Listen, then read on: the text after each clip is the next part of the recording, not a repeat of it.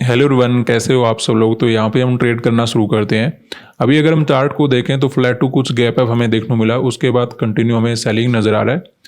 तो यहाँ पे हम ट्रेड बनाना शुरू करेंगे। सबसे पहले बैंक निफ्टी में अपना पोजीशन ऐड कर लेते हैं। 990 क्वांटिटी यहाँ पे बाय करेंगे। उसके बाद सेकंड पोजीशन ऐड कर लेते हैं सेम क्वांटिटी के साथ।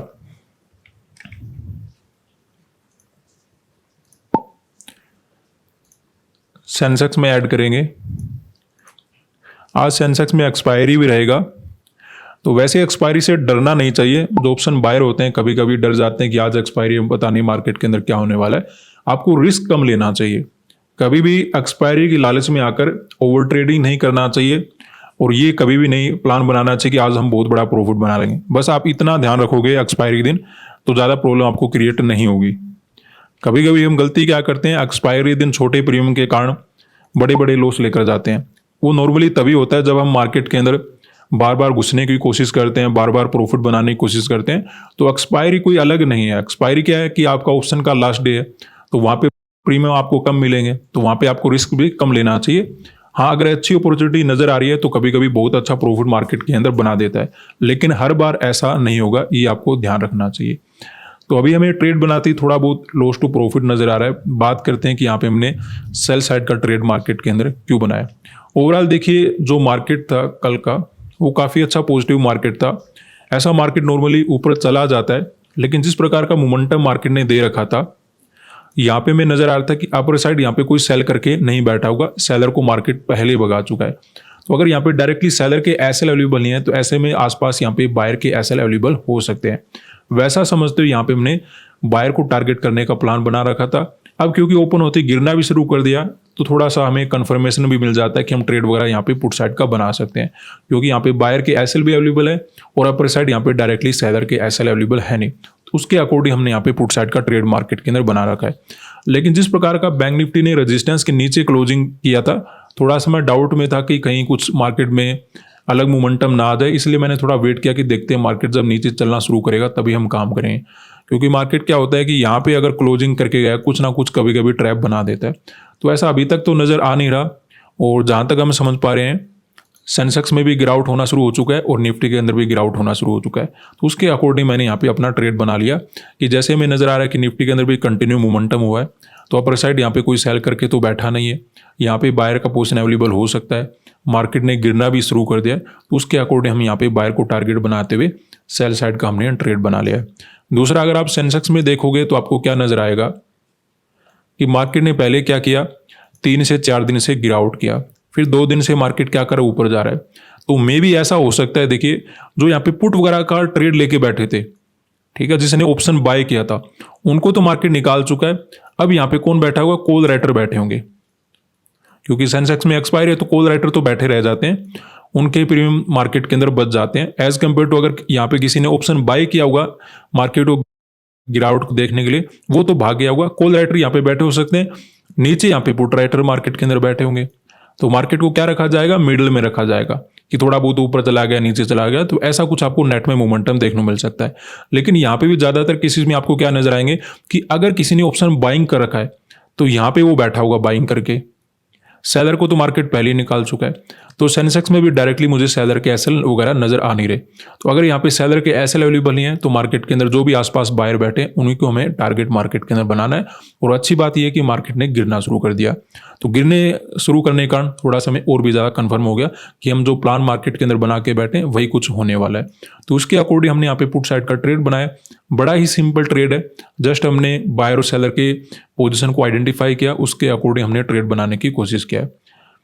अभी वैसे हमें प्रॉफिट वगैरह तो नजर आना नहीं शुरू हुआ है, देखते हैं।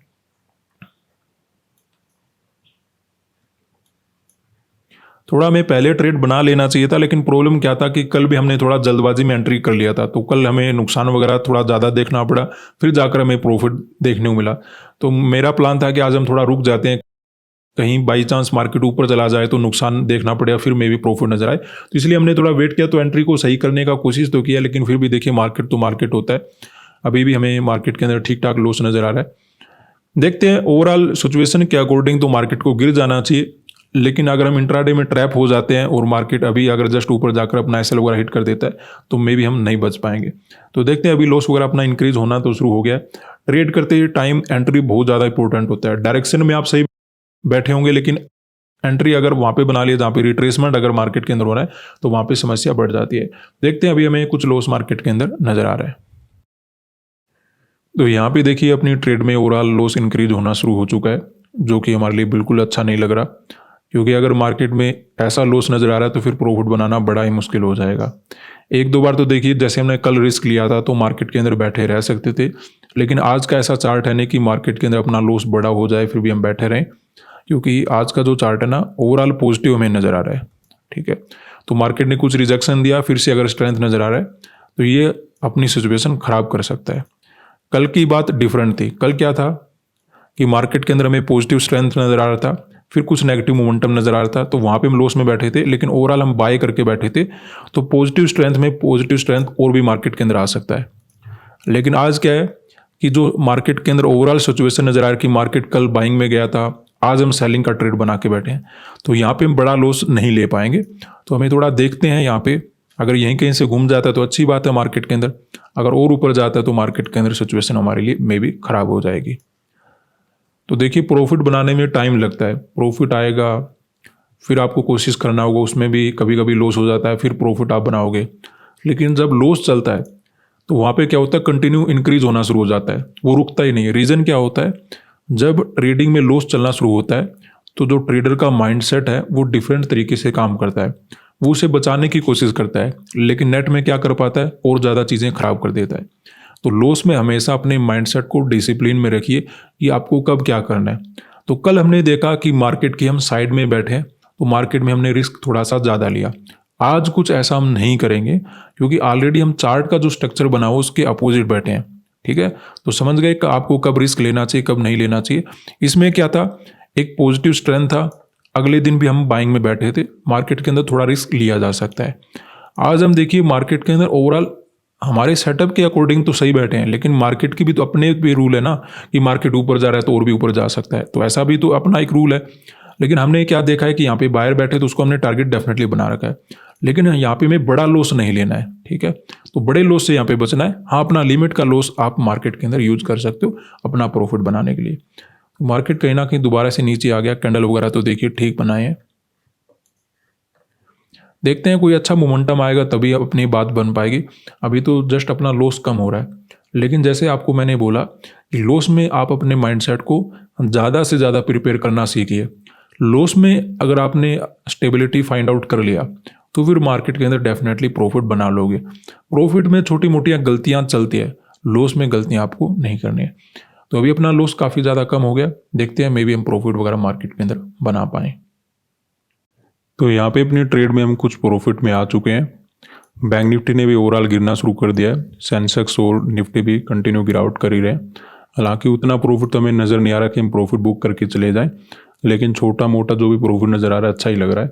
जो लॉस ही अच्छा कि हम प्रॉफिट मार्केट के अंदर बैठे रहें, थोड़े टाइम के बाद में भी हो सकता है हमें एक टारगेट बुकिंग करने का मौका मिल जाए, अभी वेट करेंगे।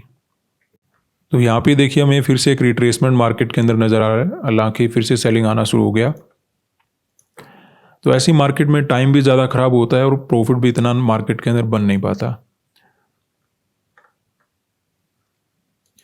देखते हैं, अब ये गिरना शुरू कर चुका है, थोड़ा रुक जाते हैं, अदरवाइज अगर ये कंटिन्यू ऊपर जाता तो मे भी हम ट्रेड वगैरह कट करके निकल जाते, क्योंकि यहाँ पे क्लियर है नहीं कि मार्केट एक्चुअली में क्या करने वाला है।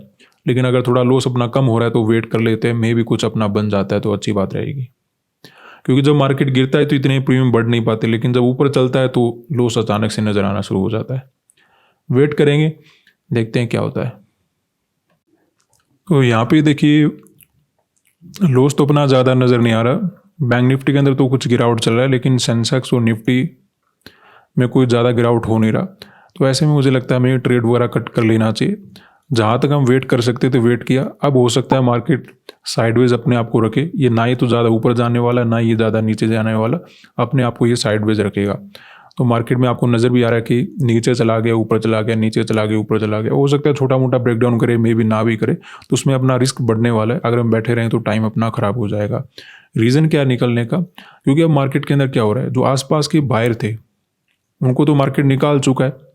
ऐसे में अगर उनको निकालने के बाद अगर कोई अपसाइड का मोमेंटम आता है तो वो कंटिन्यूएशन में जा सकता है, तो उस केस में अपना लॉस बड़ा हो सकता है। और वैसे भी आज सेंसेक्स में एक्सपायरी है, तो मे भी मार्केट को मिडल में रखा जाए कि कभी थोड़ा बहुत ऊपर चला गया, कभी थोड़ा बहुत नीचे चला गया, लेकिन नेट में कोई बड़ा मोमेंटम मार्केट में भी कर ही ना पाए। तो हमने जो ट्रेड बनाए थे इन बायर को टारगेट बनाने के लिए ही बनाया था। मार्केट के अंदर सेलिंग हो तो रहा है, लेकिन इतना प्रॉफिट नजर नहीं आ रहा कि हम टारगेट मार्केट के अंदर बुक करके चले जाए। केवल बैंक निफ्टी में प्रॉफिट नजर आ रहा है, सेंसेक्स और निफ्टी ने तो हमें कहीं ना कहीं लॉस ही दिया है। तो आज हम छोटा लॉस बुकिंग करके निकल गए। मे भी हमें जब नेक्स्ट ट्रेड मिलेगा तो उसमें अच्छा अपॉर्चुनिटी मिले और एक अच्छा प्रॉफिट मार्केट के अंदर बना पाए। जहां तक प्रोबेबिलिटी थी वेट किया, अब मुझे रिस्क बढ़ता हुआ नजर आ रहा है, तो ट्रेड को कट करके चले गए। आज के लिए इतना ही, धन्यवाद।